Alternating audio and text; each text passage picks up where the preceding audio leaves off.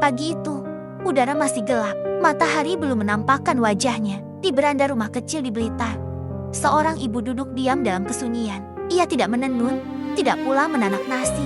Hanya duduk, memandang ke arah timur, menanti fajar. Itulah Ibu Sukarni Sosrodiharjo, ibunda dari seorang bayi kecil yang kelak mengguncang dunia. Tiba-tiba, langkah kecil mendekat. Seorang bocah mungil. Sukarno kecil bangun dan menghampirinya. Sang ibu mengulurkan tangannya, memeluk erat tubuh kecil itu ke dadanya yang hangat. Dengan suara lembut, ia berkata, "Nak, engkau sedang memandangi fajar. Ibu katakan padamu, kelak engkau akan menjadi orang mulia. Engkau akan menjadi pemimpin bagi rakyat kita. Karena ibu melahirkanmu tepat saat fajar menjingsing. Jangan lupakan itu.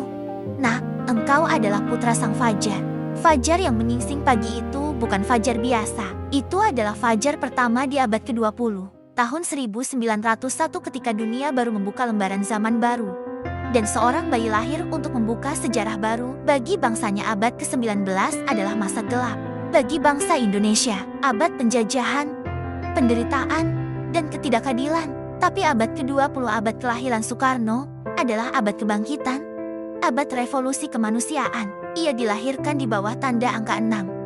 Tanggal 6, bulan 6, pukul 5:30 pagi, dan bintangnya Gemini. Lambang dua sifat yang bertolak belakang tapi saling melengkapi. Soekarno sendiri pernah berkata, "Aku bisa lunak, tapi aku juga bisa sekeras baja. Aku bisa lembut berirama, tapi aku juga bisa cerewet dan tegas.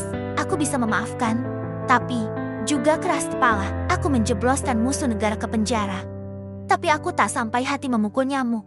Begitulah dua sisi Bung Karno, seorang pemimpin dengan hati selembut kasih ibunya, namun juga sekeras api perjuangan bangsanya. Di Sumatera, ia pernah diberi seekor monyet, tapi karena dikurung, monyet itu ia lepaskan.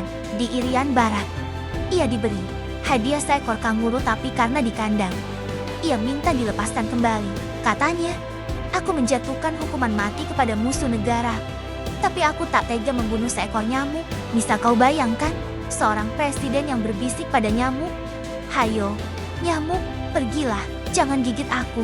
Begitulah sisi kemanusiaan seorang Soekarno. Namun, di balik semua tanda kebesaran itu, kelahiran Soekarno justru datang dalam kesederhanaan, bahkan kesedihan. Ayahnya, Raden Sukemi, seorang guru yang miskin, tak mampu membayar dukun bayi untuk membantu persalinan.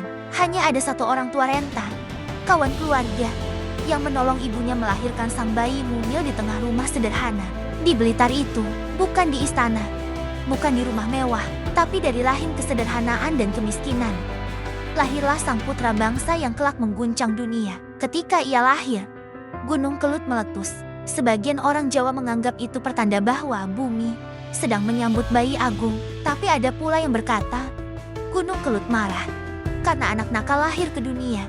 Ya, tanda-tanda selalu punya dua sisi. Seperti halnya Soekarno, manusia dua belahan yang bisa mengerti semua pihak. 50 tahun kemudian, saat Indonesia berjuang melawan Belanda, media Belanda menulis tentang dirinya, Soekarno bukan orang Indonesia asli. Ia anak haram dari tuan kebun kopi. Fitnah keji yang ditujukan untuk meruntuhkan wibawanya. Sayangnya, satu-satunya saksi yang tahu kebenaran tentang ayah dan ibunya sudah lama meninggal dunia. Tapi sejarah membuktikan darah siapapun yang mengalir di tubuhnya, jiwanya tetap milik Indonesia. Dari rumah kecil di Blitar, dari pelukan seorang ibu yang menatap fajar, lahirlah seorang anak yang kelak memimpin bangsa menyingsingkan fajar kemerdekaan. Ia bukan hanya Soekarno, ia adalah putra sang fajar, simbol kebangkitan, keberanian, dan cinta tanah air. Dan hari ini, ketika kita menatap fajar, ingatlah pesan ibunya bahwa setiap fajar adalah harapan baru, dan setiap anak bangsa bisa menjadi penerang seperti Bung Karno. Jika kamu suka kisah inspiratif ini, jangan lupa like, share, dan subscribe, karena setiap kisah perjuangan bangsa pantas untuk kita hidupkan kembali.